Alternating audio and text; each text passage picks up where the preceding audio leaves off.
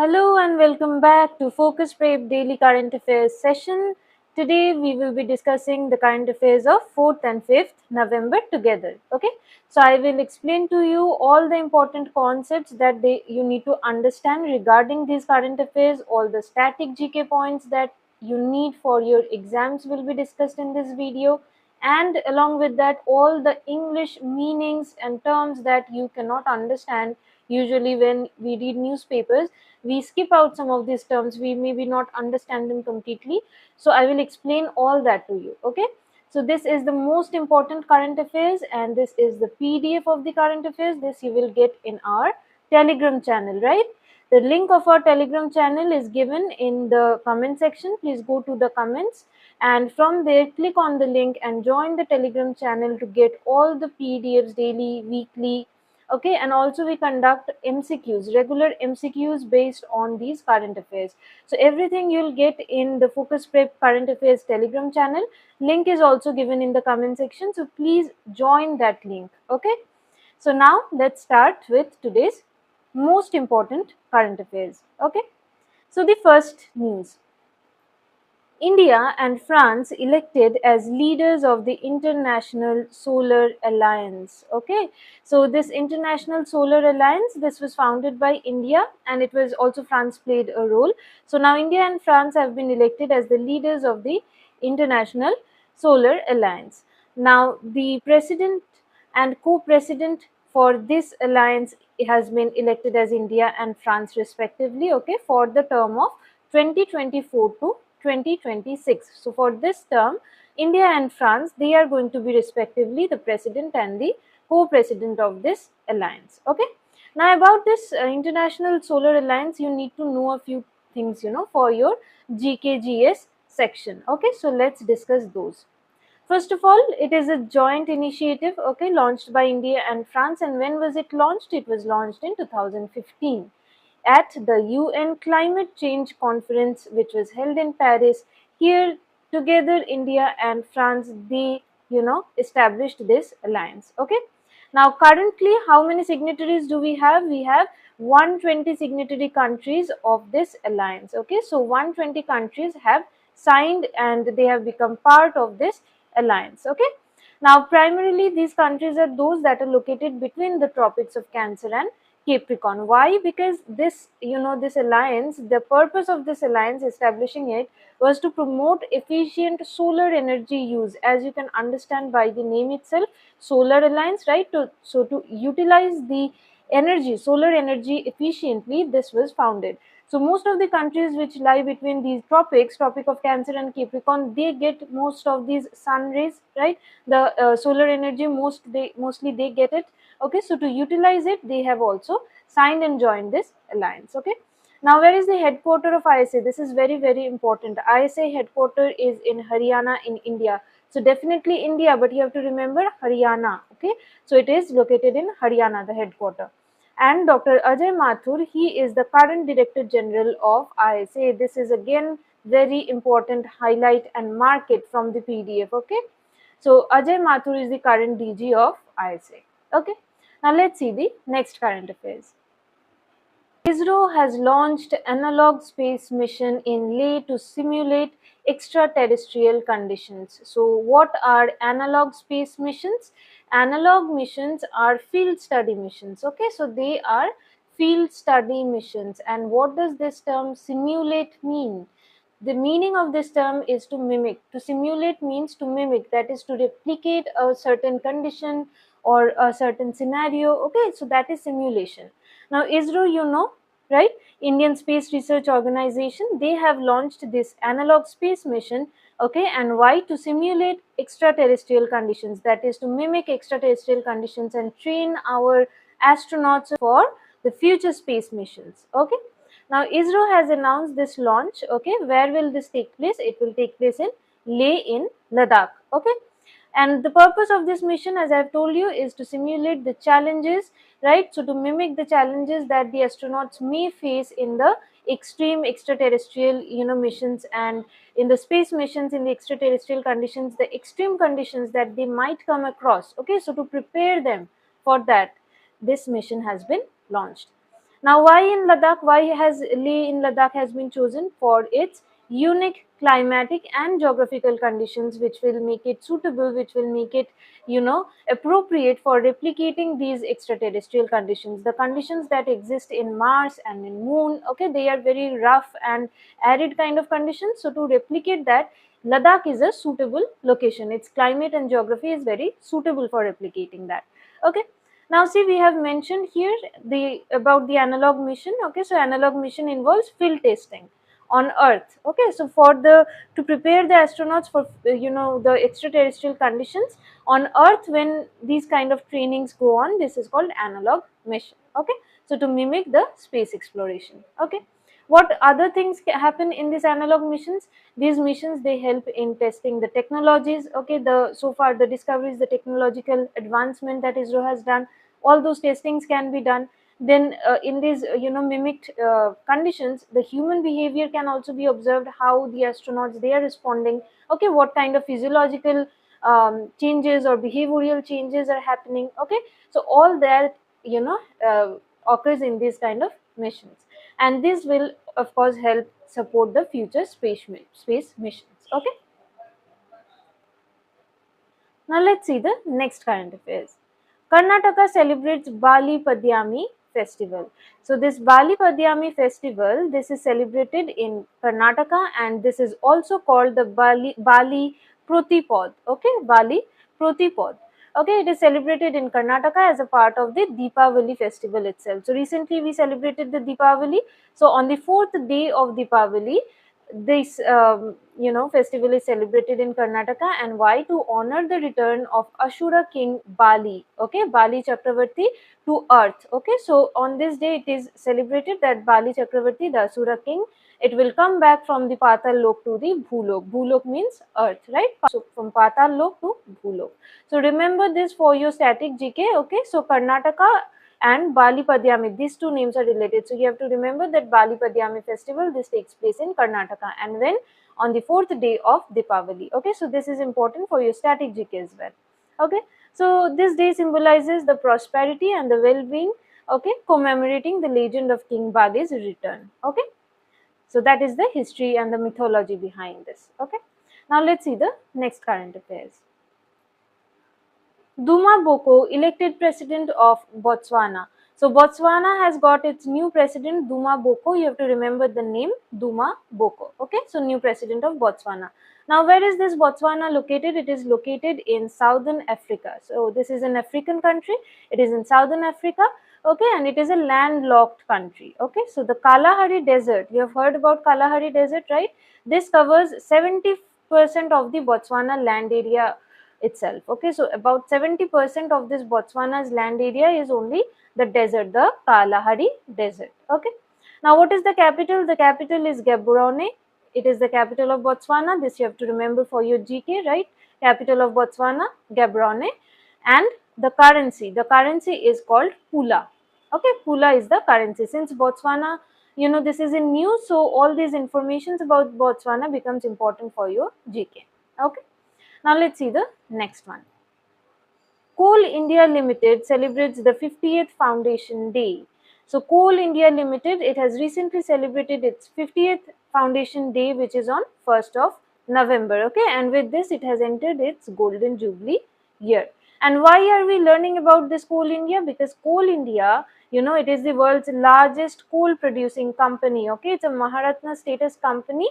Okay, remember the status, it is a Maharatna company, and it is the world's largest coal producing company. So it is an Indian company which is the largest coal producing company in the world, so it is important. Okay, so it was established on 1st of November 1975. Okay, and it has celebrated its 50th Foundation Day. Now, where is the headquarters of CIL? It is located in Kolkata, right, in West Bengal. So remember this point as well. The headquarters is in Kolkata. It's a Maharatna company, and it is the world's largest coal producing company. Okay, now let's see the next one.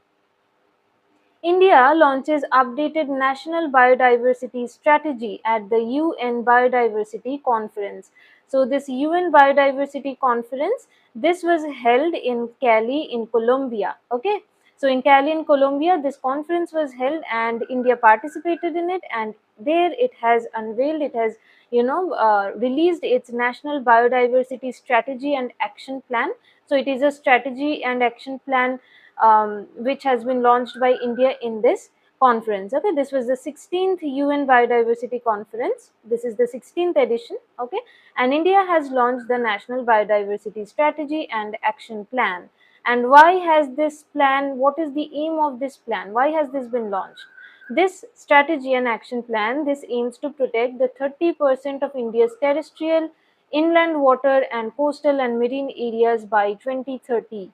Okay, so the targeted year has been kept as 2030, and by 2030 it aims to protect 30% of India's terrestrial, inland water and coastal and marine areas as well. Okay, and this target that India has taken to protect all these, terrestrial, inland and other waters, coastal aerial waters, this aligns with the Kunming-Montreal Global Biodiversity Framework. Okay, so you have to remember this name, Kunming-Montreal Global Biodiversity Framework. Okay, this framework, it aims to halt the biodiversity loss that is happening, very rapidly it's happening, the biodiversity loss. This particular framework, this aims to halt this biodiversity loss by the year 2030. Okay, and India, is aligning, India have launched this action plan to align with this particular framework. Okay, so to ratify this, to align with this, India has launched it, and it has said that we will also protect our 30% of our waters, marine as well as the terrestrial and inland waters by 2030. Okay, now this national biodiversity strategy and action plan, this also aims to conserve and use the biodiversity sustainably. Okay, so not only to protect it, but also it has, this action plan has said, it has mentioned that we will use our biodiversity sustainably. Okay, what does that mean? That means that we will use our resources so that they, the resources, the biodiversity resources, they remain for our future generation, so that our future generation is not deprived from these biodiversity species. Okay, now about this Convention on Biological Diversity that took place, the UN Biological Diversity Convention that took place, okay, let's see some of the points. Okay, now obviously this promotes biodiversity conservation, right?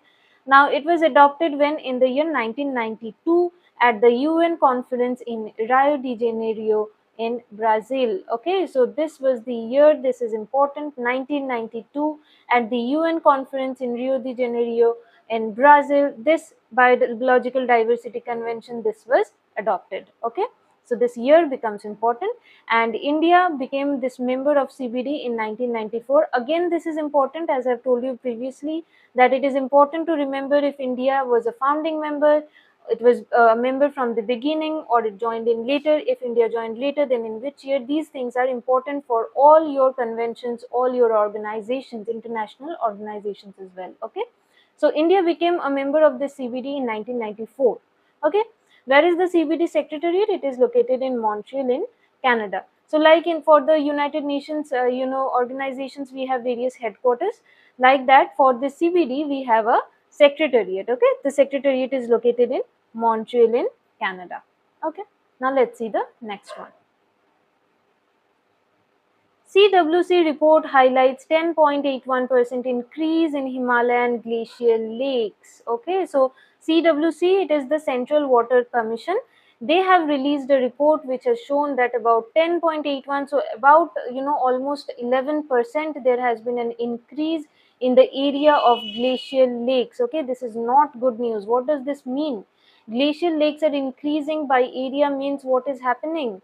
It's melting, the glaciers are melting. So the glaciers are melting and they're forming these lakes in the the craters, the low lying areas that are there, they are forming these lakes. So these glaciers are melting due to climate change. So this is very very concerning news, right? So climate change is the primary factor. This has been shown in this report also, that climate change is the primary factor that is driving this expansion of rising glacial lake outbursts and floods, right? GLOFS, this is a term you will see in news often. Okay, this means glacial lake outburst floods. So the floods caused by the glacial lakes, they are melting, right? So the floods caused by this melting of glaciers, okay, this is called glacial lake outburst floods. And these mainly occur where? In the Himalayan foothills regions, in the foothills of the Himalayas. So all these states, right, Ladakh, Himachal Pradesh, Uttarakhand, Sikkim, Arunachal Pradesh, all these lie in the foothills of the Himalayas, right? So they are very much affected by these outburst floods, you know. Okay, so what happens is that, you know, these are melting, so all these melted glaciers, they are coming down as flood.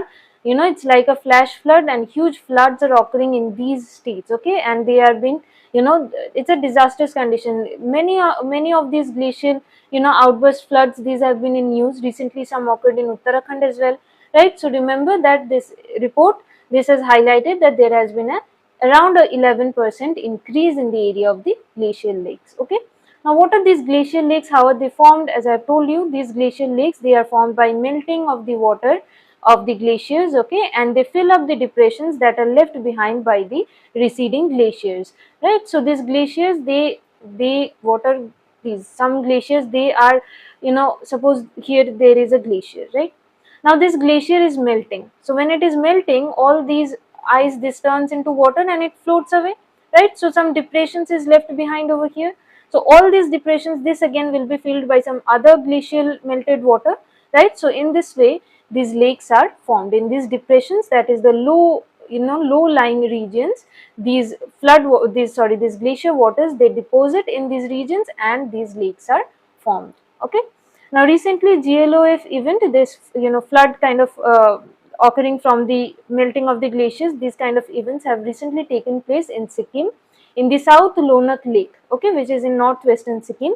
Here recently such an event has occurred and it has caused extensive destruction. You know, these floods are very, very destructive. Okay, they take all the houses that fall on the way, they destroy the roads, right? A lot of people lose their lives in this kind of disasters. Okay, so we need to conserve our environment more, right? Now let's see the next one. IMF have released AI Preparedness Index assessing 174 countries. So AI stands for Artificial Intelligence, right? So IMF, the organization, they have released this AI Preparedness Index, which assesses total of 174 countries, okay, and they rank them for what? To see the preparedness of artificial intelligence in these countries. Okay, now so this was released by the IMF, International Monetary Fund, right?